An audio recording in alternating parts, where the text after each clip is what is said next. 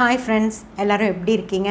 நல்லா இருப்பீங்க. பேசுங்கிறவங்களிலிருந்து உங்கள் நித்யா ராஜேந்திரன். ரோஜா பூ விழுந்ததில் அவங்களுக்கு எந்த கஷ்டமும் இல்லை. ஆனால் இதுதான் சான்ஸுன்னு சொல்லி அவங்க மேலே பாயிறது. அந்த மாதிரி ஒரு விஷயந்தான் சரண்யாவும் செஞ்சுருப்பாங்க. அதாவது ரொம்ப சும்மா நைன்னு அவங்க பிரச்சனை பண்ணிக்கிட்டே இருந்தாங்க. நம்ம அப்படி பார்க்க முடியும்?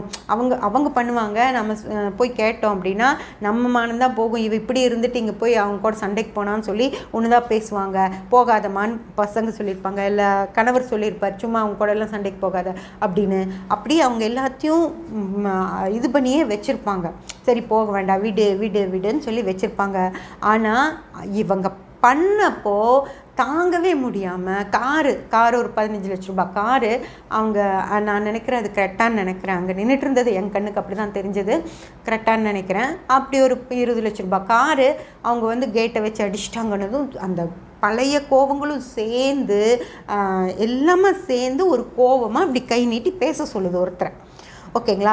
இது இதுவும் அப்படிதாங்க. லக்னம் நல்லாவே இருக்கலாம். லக்னம் நல்லா இருந்தால் தான் சரண்யா இந்தளவுக்கு ஒரு நடிகையாக டெய்லரிங் அப்படி சொல்கிறோம். அதுவும் சுக்கிரன் நல்லா இருக்கணும், நடிப்புக்கும் சுக்கிரன் நல்லா இருக்கணும். இது ரெண்டுமே சுக்கிரன் நல்லா இருந்தால் மட்டும்தான் இந்த ரெண்டு வேலையுமே அவங்களால செய்ய முடியும்.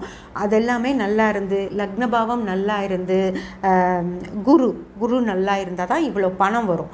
குரு நல்லா இருந்து, சுக்கிரன் நல்லா இருக்குது, சூரியன் அதாவது சரண்யானா இன்றைக்கி ஊருக்கே தெரியுது, அந்த சூரியன் நல்லா இருந்து, இதெல்லாம் நல்லா இருந்தும் ஒரு செவ்வாய் கொஞ்சம் அவங்களுக்கு அதாவது டெம்பர் தாங்க முடியாத டெம்பர், ஒரு சின்ன கோவம் தான் அது கடுன்னு வந்துடும். அப்படின்னா இவங்களுக்கு செவ்வாய் இரட்டைப்படைத்தன்மையோட புறத்தன்மையோட செவ்வாய் இருக்கணும். அப்போ தான் அந்த கோபத்தை அடக்க முடியாமல் இவங்க கிளம்பி ஓடி வெளியே ரோடுன்னு பார்க்காம, தான் ஒரு செலிப்ரிட்டின்னு பார்க்காம மறந்து போய் சண்டைக்கு வர்றாங்க. அப்படின்னா செவ்வாய் அவங்களுக்கு கெட்டு இருக்கணும். ரெண்டாவது, இப்படி சின்ன விஷயங்களுக்கெல்லாம் அடக்கி வச்ச கோபம் அவங்களுக்கு, ஏன்னா அவங்க வர்றப்பவே பார்க்குறேன் இப்படி கை நீட்டிட்டு தான் வர்றாங்க. அவங்களால அவங்க அந்த கோபம் அவங்களுக்கு முதல்ல இருந்திருக்கு. இப்போ நடந்ததுக்கான கோபம் அது கிடையாது. முதல்ல இருந்தே அவங்களுக்கு கோபம் இருந்திருக்கு.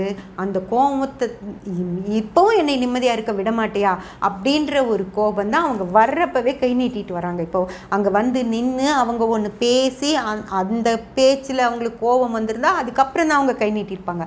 ஆனால் அங்கேருந்து வர்றப்பவே இப்படி கை நீட்டிகிட்டே சத்தம் போடுறாங்க இப்படின்னு. அப்போ என்ன அர்த்தம் அப்படின்னா அவங்களுக்கு முதல்ல இருந்தே கோபம் இருந்துக்கிட்டே இருந்திருக்கு. அதையெல்லாம் சரி தொலைதுன்னு அடக்கி வச்சுருந்துருப்பாங்க.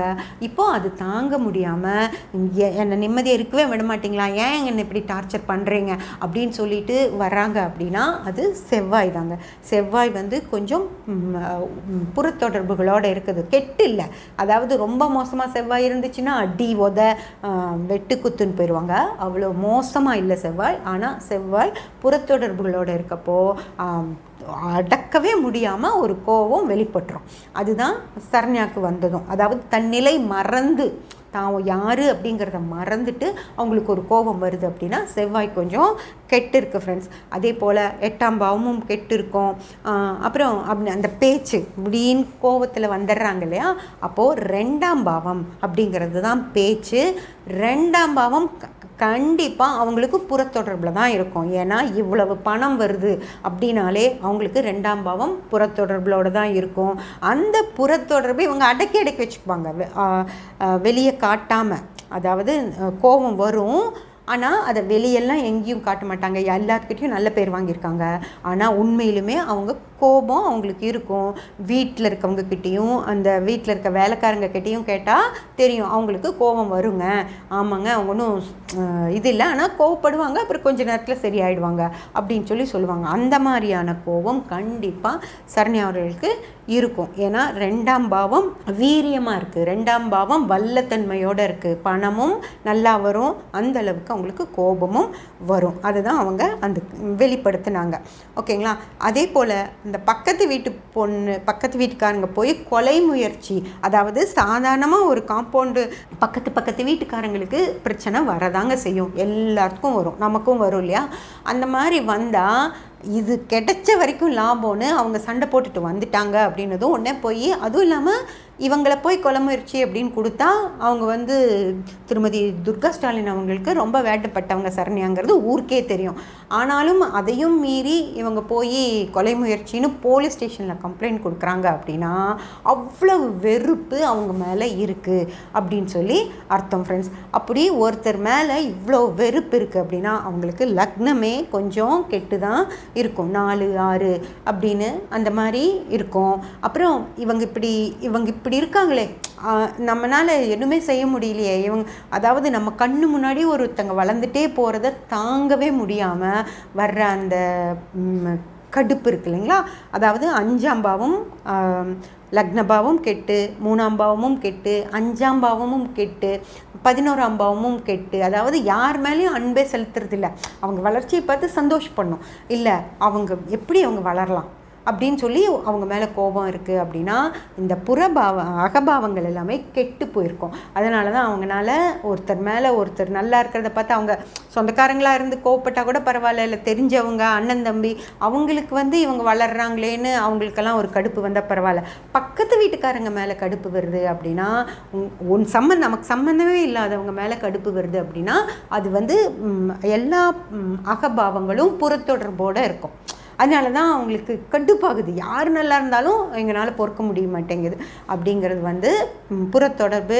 அது எவ்வளோ தூரம் போகுதுன்னா, அது சாதாரணமாக எடுத்துக்கிட்டால் கூட பரவாயில்ல, போலீஸ் ஸ்டேஷனில் போய் கொலை முயற்சி அப்படின்னு சொல்லி அவங்க கம்ப்ளைண்ட் கொடுக்குற அளவுக்கு போகுது ஒரு விஷயம் அப்படின்னா, அப்போ அவங்களுக்கு அவ்வளோ இவங்க மேலே ஒரு கடுப்பு இருக்குது அப்படின்னு சொல்லி அர்த்தம். அதாவது இவ்வளோ மோசமான ஒரு ஆளுகளை பக்கத்தில் வச்சுக்கிட்டு அங்கே இருக்கவே கூடாதுங்க. யாராக இருந்தாலும் நம்ம மேலே இவ்வளோ வெஞ்சன்ஸ் வச்சுருக்காங்க ஒருத்தங்க அப்படின்னு தெரிகிறப்போ அவங்கள விட்டு விலகி இருந்துக்கிறது தான் நல்லது. அதாவது சரண்யா அவர்களுக்கு தான் நான் இதை கன்வே பண்ணுறேன். இந்த அளவுக்கு மோசமான ஒருத்தங்க கொலை முயற்சின்னு சொல்லி ஒருத்தர் மேலே கம்ப்ளைண்ட் கொடுக்கறதுக்கு ரெடியாக இருக்காங்க அப்படின்லாம் அவங்கக்கிட்ட அவங்க கண்ணில் படாமல் இருந்துக்கிறது தான் நல்லது. அதாவது கண் அப்படிங்கிறதும் நம்மளை பற்றி அப்படியே வயிறு எரிஞ்சிக்கிட்டே இருக்குது, நம்ம மேலே அவங்களுக்கு எரிச்சல் ஏறிக்கிட்டே இருக்குது அப்படின்னா அவங்க கண்ணில் இருந்து நம்ம விலகி இருந்துக்கிட்டது தான் நமக்கு நல்ல. ஜாதக ரீதியாக தான் இது சொல்கிறேன். அதாவது அந்த ஒருத்தருடைய பொறாமையில் வந்து நம்மளை வந்து நம்ம நிம்மதியாகவே இருக்க முடியாதுங்க. நம்மக்கிட்ட நம்மளை சுற்றி இருக்கிற அந்த நல்ல வைப்ஸ் எல்லாமே வந்து அவங்க பேசுவாங்க இல்லையா, நல்லா இருப்பாளா அப்படியெல்லாம் சொல்லுவாங்க இல்லையா, அந்த கெட்ட விஷயங்கள் நம்மளை ஏன்னா பக்கத்தில் தானே இருக்காங்க. அப்போது அவங்க இதிலிருந்து வர்ற கெட்ட விஷயங்கள் நம்மளை தாக்கிட்டே தான் இருக்கும். அதனால் நம்ம ஒரு சிரமத்துக்கு ஆளாயிட்டே தான் இருப்போம். அதனால் அந்த மாதிரி ஆட்கள் கிட்டேருந்து கொஞ்சம் தள்ளி போயிடுறது தான் நமக்கு நல்லது. நம்ம உண்டு நம்ம வேலை உண்டுன்னு இருந்துக்கிற மாதிரியான ஒரு இடங்களில் போய் நம்ம இருந்துக்கிறது தான் நல்லது. இந்த மாதிரி ஒரு சிச்சுவேஷனில் இருந்தோம் அப்படின்னா நம்மளை சுற்றி அந்த கெட்ட வைப்ரேஷன் தான் இருக்கும். அந்த கெட்ட வைப்ரேஷனில் நம்மளோட நிம்மதி தான் கெடும் ஃப்ரெண்ட்ஸ். அதனால் இந்த மாதிரியான பிரச்சனைகள் எல்லாம் வரும்போது இவங்க மோசம் அவங்க மோசம் அப்படின்னு சொல்லவே சொல்லாதீங்க. அவங்களுடைய சூழ்நிலை என்ன அப்படின்னு சொல்லி தான் நம்ம பார்க்கணும். அவங்க எவ்வளவு நாள் அடக்கி வச்சுருந்த ஒரு சங்கடம் அப்படி வெளியே வந்துச்சு அப்படின்னு தெரியாது.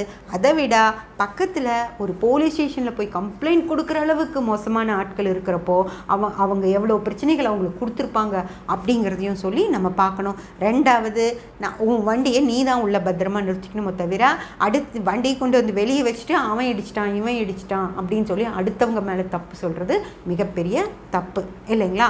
இது வந்து நான் அவங்க சரண்யாக்கு நடந்ததை வச்சு சொல்ல, நம்மளுக்கு சொல்கிறேன். நம்ம வந்து தான் நம்ம பொருட்களை நம்ம பத்திரமா வச்சுக்கணுமோ தவிர அவங்க நான் தெரியாமல் வச்சுட்டேன் அவங்க வேணும்னே பண்ணிட்டாங்க அப்படிங்கிற சொல்லவே கூடாது.